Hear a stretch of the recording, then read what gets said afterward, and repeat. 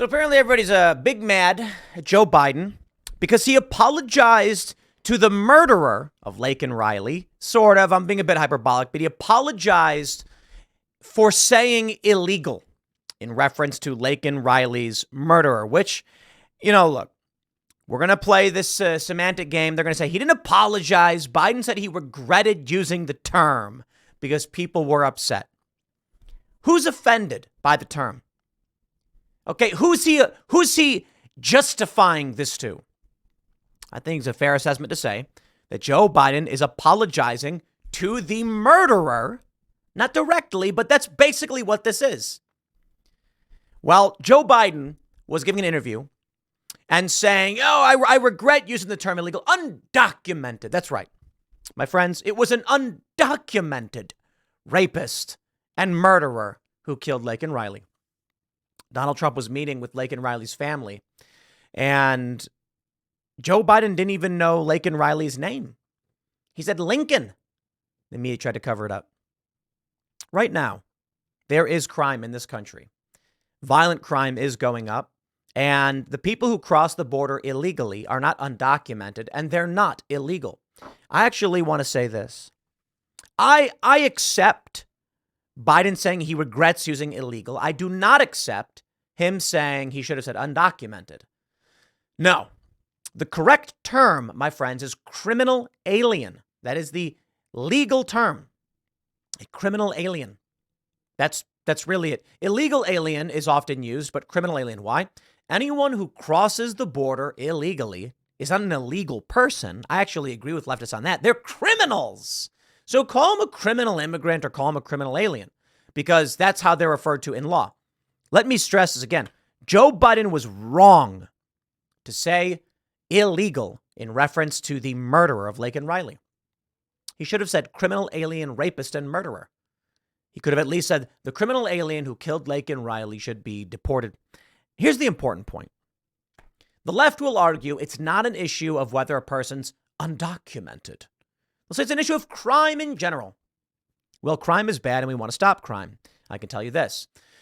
If you enforce, say, like the border, then these people would not be here. The criminals who are murdering people. Now, if you want to make an argument about refugees and legitimate refugees, no, I have nothing but respect for them. If someone comes to this country as a legitimate refugee, in fact, it is the criminal aliens that are making it harder and more difficult for legitimate refugees to come into this country. Let's say you live in a small town and you're a local community leader and the cartels come to you and they threaten your life. So you pack up your family and you flee 100 miles to the American border and say, they're going to kill me. Please help. I say, yes, we help you, sir. Absolutely. The only problem is that's like less than 1% of actual cases of people claiming to be refugees. In reality, many of them are economic migrants. But here's the big news, and I want to talk to you about crime. Because, it's getting kind of crazy in Haiti. And there's a cannibal gang leader named Barbecue, who is considered to be the most powerful man in Haiti right now. And I pointed out how the left, in my earlier segment, how the left kept saying Haiti was already great, and Conan O'Brien was laughing. Just absolute scumbaggery. Right now, as we're dealing with this issue, I thought to myself, it's fascinating that I think most people thought this, that Joe Biden would apologize over the wrong term instead of reaching out to the family and saying, I'm not going to apologize to this guy. I'll call him whatever I want. He's a monster. Instead, Joe Biden criticizes Trump for referring to these criminals and rapists and murderers as vermin or animals. I just want to point that out. Donald Trump, directly referencing cartel gangs and murderers, called them animals. And Biden is shocked and upset by that. The country they want you to live in, you will not enjoy. Because, right now, the big story, one of the big stories out of New York, is that they've called in the National Guard. There's another big story that a man shoved a woman in front of a train, severing her legs clean off. Well, damaging her legs so severely they had to be amputated. I'd imagine having your legs crushed by a subway train would likely result in them barely being attached at all. So amputation is, I'd imagine they're all already amputated after that, but that's what happened. They said the man had a known history It was his girlfriend he was mad at, so he shoved her in front of the train trying to kill her, and instead she lost her legs. Because of this degree of crime, they've called in the National Guard. But I remember, not that long ago, the corporate press told us there was no crime wave. Over and over and over again. They said there's no crime wave. Because, my friends, they're evil. There's no other way to describe this. Your house is on fire and they are pinning you down to the couch saying, shut up, there is no fire. Meanwhile, Donald Trump's at the door being like, your house is burning down. It was a good house, now it's bad. And this is where we're at. They're screaming, shut up and don't trust him. He's lying. He's lying. Trump saying a man just came into your house and set fire to it. No, that never happened. That's just your neighbor. Ignore the problem. There's no problem. And your house burns down around you. That's where we are right now. You know, when I'm looking at the story, it's anarcho-tyranny is what we're experiencing and describing it as. But they would apologize to the murderer indirectly, fair point, indirectly, while the rest of us suffer because of it. The New York Post reports Biden sparks outrage as he apologizes for using illegal to describe Laken Riley's accused migrant killer. I love it. New York Post, criminal alien. That's the term. It literally is. It is not meant. Look, I'll tell you this. Me saying criminal alien isn't like a haha, I got you. It's just what they're called. You want to get, here's how to describe it. The right keeps playing the moderate game. The conservative base in this country are centrists. Fact.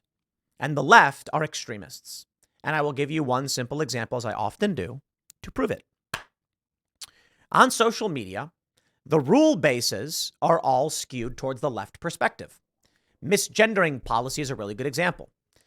Very few people in the world recognize the concept of misgendering the way the left does. The word is a neologism as it is, because nobody would say that. They'd just be like, you must be confused. If you call a man a woman, the left says, if a male wants to be female, you must use female pronouns. Otherwise, you would be misgendering them.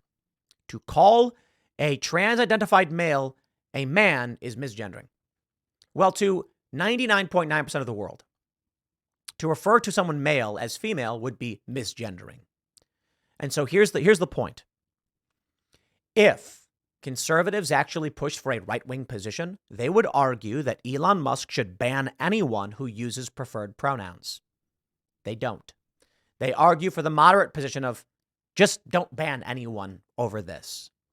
Middle of the road. The right-wing position would be, if you use the wrong pronouns, you're banned. The left-wing position is, if you don't use the pronouns we want, you're banned. And the middle of the road is, guys, just don't ban anybody. Let them have their speech. Unfortunately, for conservatives, y'all are in the middle, not even on the right, and you can barely manage that. But that's the point. Take a look at this.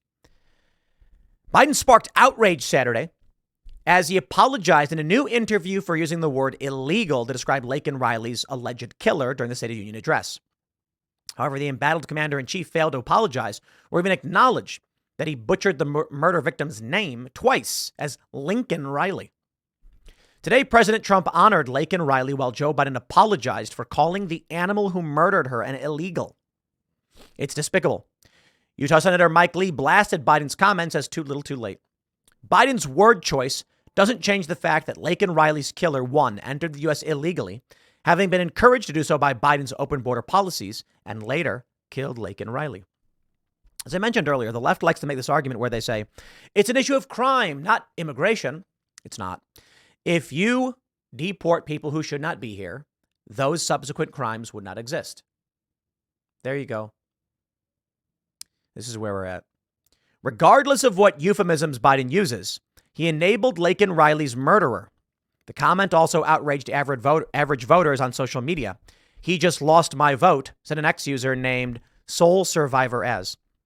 During an interview with MSNBC, Jonathan Capehart, Biden satisfied the Democratic Party's far-left faction by expressing remorse for using the term illegal while describing Jose Antonio Ibarra, the killer of Riley, a Georgia nursing student. I shouldn't have used illegal. It's undocumented, he said. And look, when I spoke of the difference between Trump and me, one of the things I talked about in the border was the way he talks about vermin, the way he talks about these people polluting the blood. I talked about what I'm not going to do, what I won't do. I'm not going to treat any Any of these people with disrespect, look, they built the country. That is such an offensive statement. The reason our economy is growing, we have to control the border and more orderly flow, but I don't share his view at all. Look, they built the country. The reason our economy is growing, we have to control the border and more orderly flow, but I don't share his view at all, continued Biden. So you regret using the word, Capehart asked. Yes, Biden responded. Now, I'll be literal as I can. Joe Biden stated he regrets saying illegal that he should have used undocumented after outrage from Democrats and leftist activists. That's what literally happened. My view is, I think it's fair to say, Biden has effectively apologized to the murderer over the offensive statement he made. Pick your poison, ladies and gentlemen, because while Joe Biden's doing that, Trump met with Laken Riley's family backstage at Georgia rally, profoundly honored. Former President Trump blamed Biden for the nursing student's death over his open borders policies. Which one do you want? Look, crime is bad, murderers are bad, and there are American murderers. It happens all the time. In New York, for instance, that's what we're talking about. It's an American who shoved a woman in front of a train, and it happens a lot. And the crime is so bad that the governor called in the National Guard.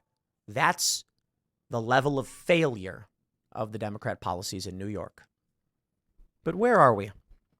Well, I will point this out. Biden's illegal fallout. Axios actually goes a bit further than just pointing out the news by stating that MSNBC, many leftists were criticizing him over saying this. And of course, we went through this. But here we go. From the New York Daily News. Couple argued before woman pushed onto New York City subway tracks, losing legs. Horror story. It was a man that was known to law enforcement. Christian Valdez, in 2017, was charged with stabbing a woman and her 3-year-old daughter, and then threatening to toss the girl off a Bronx fire escape. Tell me why. A man who would stab a child would be released.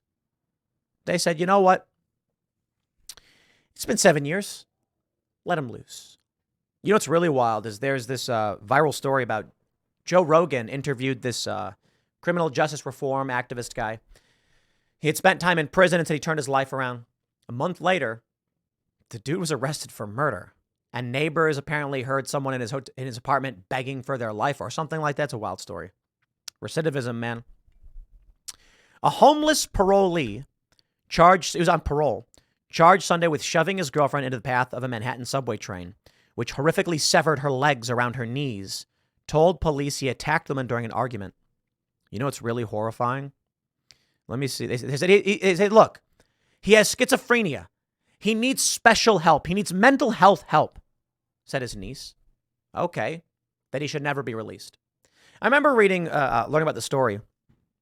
I was learning about the insanity plea back when I was a teenager.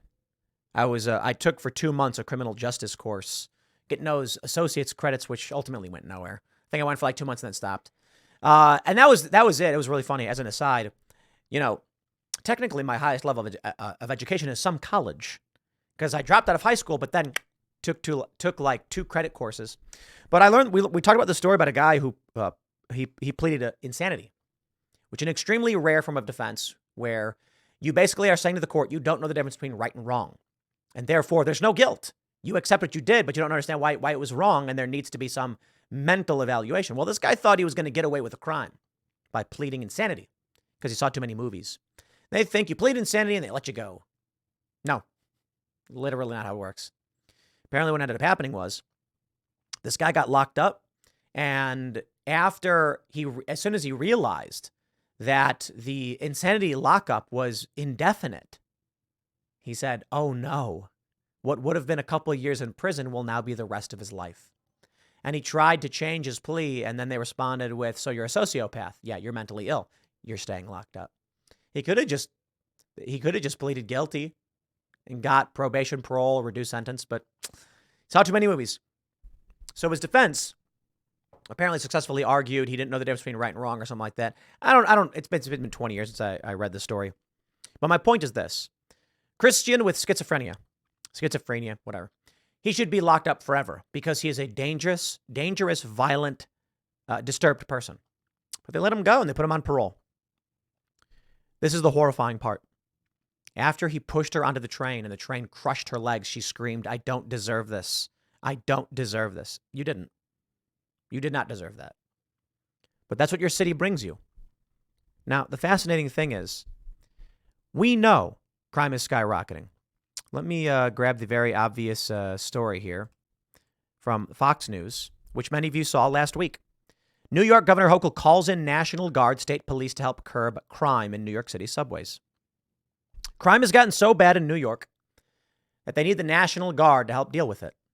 There's also a report, which I'm going to do another segment on. Pittsburgh is pulling their police. That's right. Between the hours of 3 a.m. and 7 a.m., there will be no police officers available. Don't worry. You don't need it. They said nothing happens anyway. They'll no longer respond to certain emergency calls. Sorry, you don't need help. We'll take your report over the phone. Attacked, harassed, criminal mischief, people running through the streets, smashing things. Cops, you don't need it. Look at California. This is where we're going. Let me show you some news stories. Here's the New York MAG Intelligencer. Stats don't back up Republicans' crime wave rhetoric from October 17th. Here's NPR. Stories about crime are rife with misinformation and racism, critics say. 2022. NPR. Some Republicans say New York is in the grips of a crime wave. Experts say not at all. Really? Well, if those experts are right, then we should remove the National Guard from all the subways. How about that? That one's from April of 2023. Hey, we found another New York MAG one. When the crime wave recedes, the only certainty of America's urban politics is that there will be more cops. Yes. So there is a crime wave now? Incredible. The truth about crime that Fox doesn't want you to know, MSNBC. New data from the FBI shows crime rates fell nationally last year, but Republicans and their favorite media act otherwise. Really? Okay. Then why the National Guard? Why is the National Guard being deployed into New York if there's no crime wave? No, this is the point. We know there's crime. We've talked about it on the show quite a bit. Crime, it's actually really bad. Many of these criminals who are coming in the country and committing violent acts are criminal aliens. They are not residents of this country. They have entered illegally, and they've gone on to commit crimes. But the left keeps saying it's not happening. They said Haiti was great already. Conan O'Brien and his Potemkin Village tour. They hate Trump so much, they would burn this country to the ground. Yeah. It's unfortunate. It really is. That's where we are. So you can support Donald Trump, who is far from perfect, kind of a dick, that's the truth. But he meets with Laken Riley's parents after their daughter was murdered by a criminal alien. Joe Biden instead goes on TV and says, I shouldn't have said illegal. Yeah, lest we accidentally offend the delicate sensibilities of that rapist and murderer, allegedly. Alleged. No, I think it's fair to say, even if he's not a citizen, he's not been convicted in a court of law. And right now he's a suspect. I'll also point out, a lot of people are getting this one wrong. There's a photo of a guy flicking off the camera, and they're like, this guy got released. Okay, so NYPD cops got beat up by illegal immigrants. They arrested this guy and then released him, and conservatives got really mad. But the guy they released was falsely accused. That's what they're claiming. They're saying he's not the guy from the video. You got it wrong. And I'm seeing all these conservatives be like, why did they release him? I can't believe it. Well, because they got the wrong guy. Like, if you arrest the wrong guy, you arrest the wrong guy. He should be deported. That's the funny thing. It's like, when I saw the report, I was like, this man should have the charges dismissed if it turned out he was falsely accused, and he should be immediately deported back to his home country because he committed a crime to come here. No. Instead, what happens is they release him to the streets, and he may not be the guy who beat up the cops or joined in the fight, but he is still, in fact, a criminal alien. You heard it from Joe Biden. They built this country. They're making the economy better.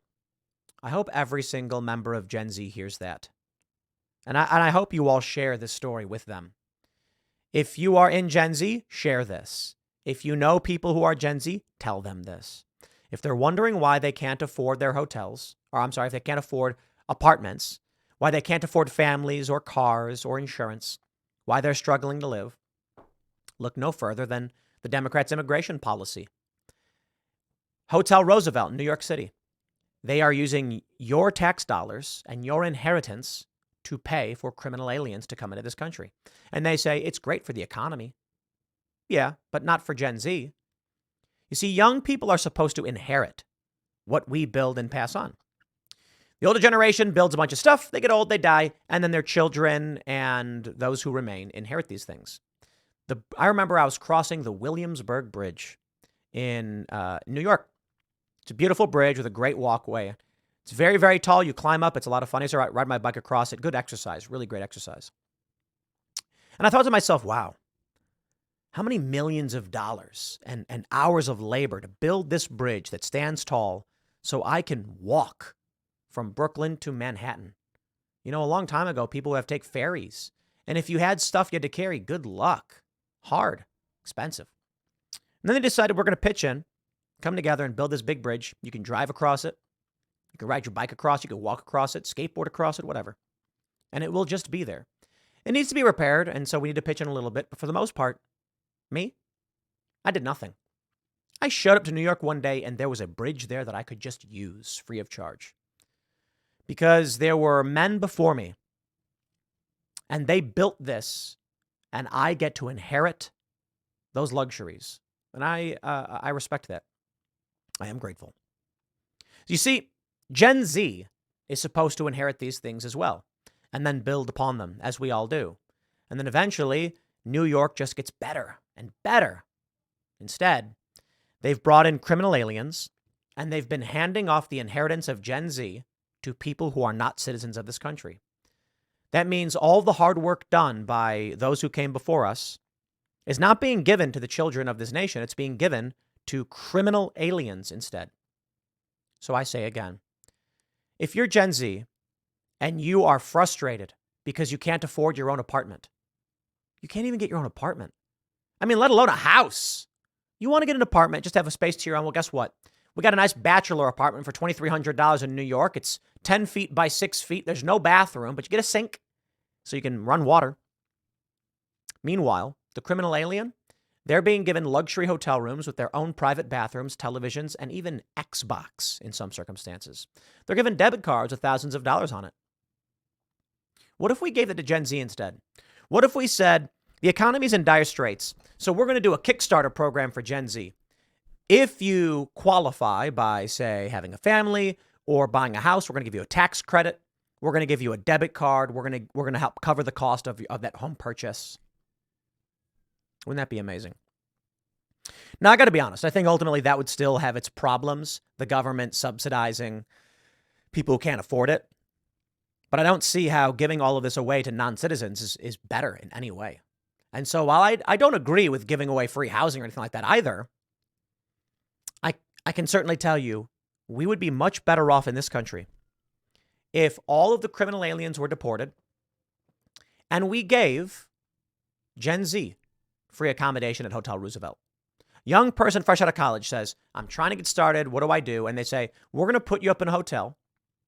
We are going to give you $3,000 on a debit card. You will have a TV, a private bathroom. And then every month you must give us $100 up to the cost of rent for that. So your first month is free. Your second month is $100. Your third month is $200. Your fourth month is $400. And then it caps out at, whatever the cost is, which may be like $2,000. So you're going to get a year and a half of reduced rate rent to help you get on your feet. But the clock is ticking. I'm not a big fan of doing that outright, but I'm saying that instead of giving it to illegal aliens, to criminal aliens, why don't we do that? Maybe that's the big ask they're pulling off. That way we can get all outraged over this, and at the last minute, they're going to say, okay, fine, we'll get rid of all this, and we'll give it to Gen Z.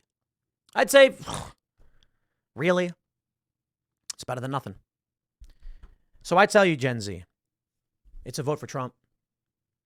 Because they're going to keep giving away what is yours. And I want to stress this. I continually rag on the entitlement of millennials and some in Gen Z. They believe that they're owed things. I shouldn't have to work. I'm not talking about those people. The reality is this. The silent generation will die. The baby boomers will die. Millennials will die. Gen Z will die. Gen Alpha will die. This is the normal process of civilization. When the silent generation dies, their children, Gen X, I skipped over Gen X. Sorry about Gen X. We always forget about Gen X. Their children, which are mostly Gen X and some boomers, will inherit, become wealthier. When the boomers die, Gen Z and some millennials will inherit. That's the way it's supposed to be, at least. While many millennials are inheriting the reins of corporate culture and the wealth of this country, we're now seeing millionaire millennials rise up. Boomers still hold a disproportionate amount of wealth. Where's Gen Z? Now in their 20s, entering the workforce, in 5 to 10 years, Gen Z should be running the show. Not completely, but to a large degree. Middle management positions. Where are they? In their mid 20s. Gen Z should be buying houses. They should be. It's the start of the process where they should. But millennials can't even do it either. Why? The inheritance that was supposed to be transferred from the older generation to the younger generation is going to criminal aliens. And that offends me. I'll leave it there. Next segment's coming up at 4 p.m. on this channel. Thanks for hanging out, and I'll see you all then.